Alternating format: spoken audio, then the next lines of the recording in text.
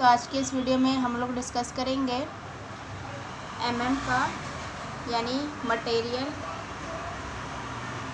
And जो आपका metallurgy है उसका चैप्टर नंबर 2। इसे कुछ इम्पॉर्टेंट कॉन्सेप्ट करेंगे। तो आज के इस वीडियो में हम लोग कवर करेंगे स्पेस लैटिस। थोड़ा साइड कर देती हूँ। स्पेस लैटिस पढ़ेंगे क्या होता है, ठीक है। क्रिस्टल स्ट्रक्चर, ठीक है, और एटॉमिक पैकिंग फैक्टर और फैटिग, क्रीप और फ्रैक्चर में डिफरेंस, ठीक है। तो ये हम कॉन्सेप्ट इसमें कवर करने वाले हैं। देखते कितना हो पाता है। तो ज़्यादा लंबी वीडियो नहीं बनाऊंगी मैं, इसे छोटी रखूँगी। सबसे पहले स्पेस लैटिस। स्पेस लैटिस क्या होता है बताती हूँ मैं आपको। स्पेस लैटिस होता है कि ऑर्डरली अरेंजमेंट ऑफ एटम्स, ठीक है। Basically orderly arrangement of atoms, ठीक है, इन 3D, ठीक है, इन 3D। मान लो, ठीक है, जब भी कोई क्रिस्टल हम लोग बनाते हैं, मान लो ये हमारे पास एक क्रिस्टल है, ठीक है। ये 3D में है ना, तो 3D के अंदर इसके हर कोने पे यहाँ पे एटम्स होंगे, ठीक है। तो इसी डायमेंशन को बोलते हैं हम लोग स्पेस लैटिस, ठीक है। और जो इसके ये एटम्स होते हैं इनको हम क्या बोलते हैं, लैटिस पॉइंट। क्या बोलते हैं guys, lattice point. I hope ये आपको समझ में आ रहा होगा, ठीक है। स्पेस लैटिस क्या होता है, arrangement of atom in orderly, ठीक है। ये अरेंजमेंट होता है एटम्स का in 3D to form a crystal, okay, to form a crystal. आपको कॉन्सेप्ट समझ में आना चाहिए। ये आपको बुक्स में इसकी लंबी डेफिनेशंस मिल जाएंगी, लेकिन हमारा मेन पर्पस जो है आपको समझाने का, दैट इज़ कॉन्सेप्ट, ठीक है। उसके बाद जो हमारा सेकंड, तो हमने आप पे स्पेस लैटिस कर लिया, तो उसको टिक कर लेंगे। अब एटॉमिक पैकिंग फैक्टर बता देती हूँ मैं आपको। एटॉमिक पैकिंग फैक्टर क्या होता है, तो गाइज एटॉमिक पैकिंग फैक्टर, तो गाइज ये इसका एक फॉर्मूला होता है। तो आपको इसको याद करने की जो आपकी सिंपल सी ट्रिक है, दैट इज़ यहाँ पे आपको लिख लेना है वॉल्यूम ऑफ यूनिट सेल, ठीक है। ऊपर भी लिख लेना है आपको volume of unit cell. Same लिख देंगे, बस अंतर ये रखेंगे कि ऊपर पर volume of atom per unit,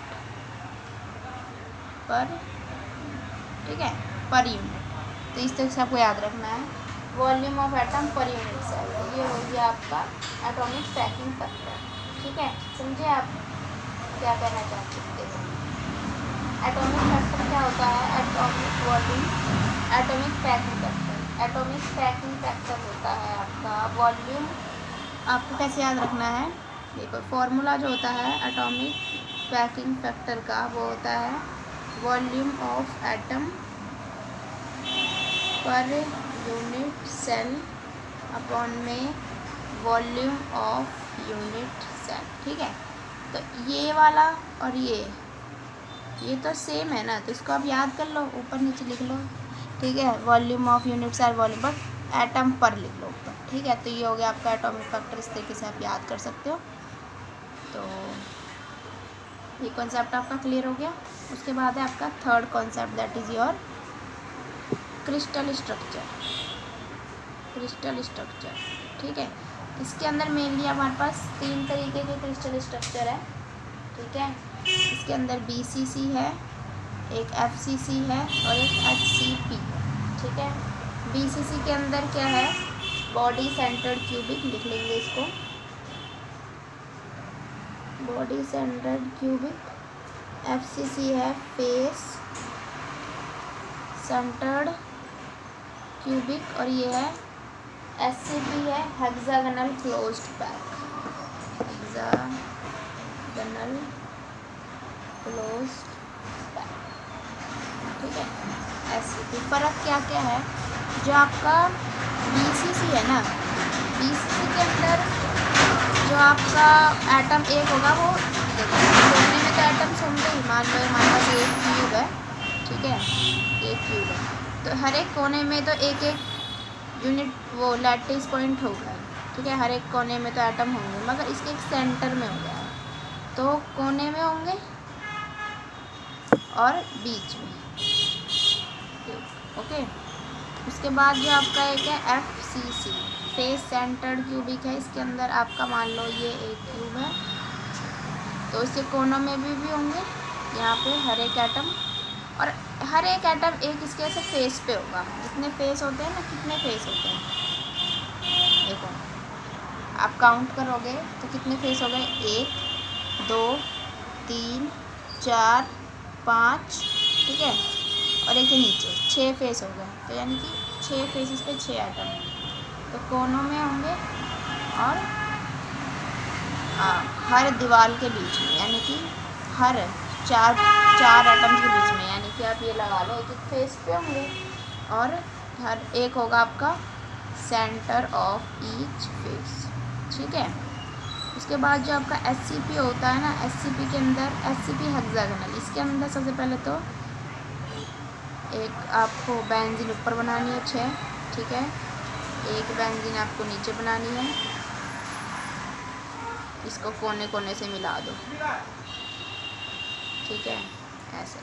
तो इसके अंदर 6 एटम्स तो ऊपर होंगे, 6 नीचे होंगे, ठीक है, और 3 इसके सेंटर में होंगे एटम, और एक एक बीच में, यानी कि ऊपर वाला जो 6 है, ये जो ऊपर वाला स्ट्रक्चर है 6 वाला, उसके बीच में एक एटम होगा और 6 कोने में होंगे, तो 6 इसकी साइड पे, और नीचे भी इस तरीके से एक होगा, ठीक है, और 6 कोनों में, और 3 इसके बीच में ट्रायंगल बना रहे होंगे। तो आई होप कि आप समझ पा रहे होंगे, ठीक है। ये मैं आपको बताती हूँ, यहाँ पे ऊपर देख लो, यहाँ पे थोड़ी सी जगह बची।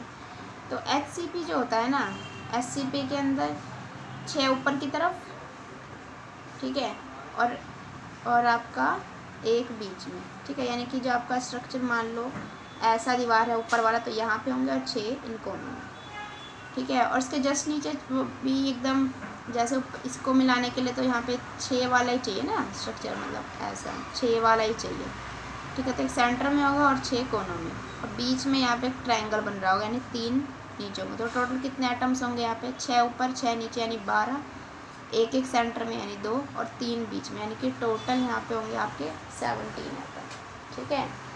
6 ऊपर और 6 नीचे, 12 हो गए, 13 14 15 16 17, टोटल 17 एटम्स होंगे इसके अंदर, तो ये आपका ये HCP, ठीक है।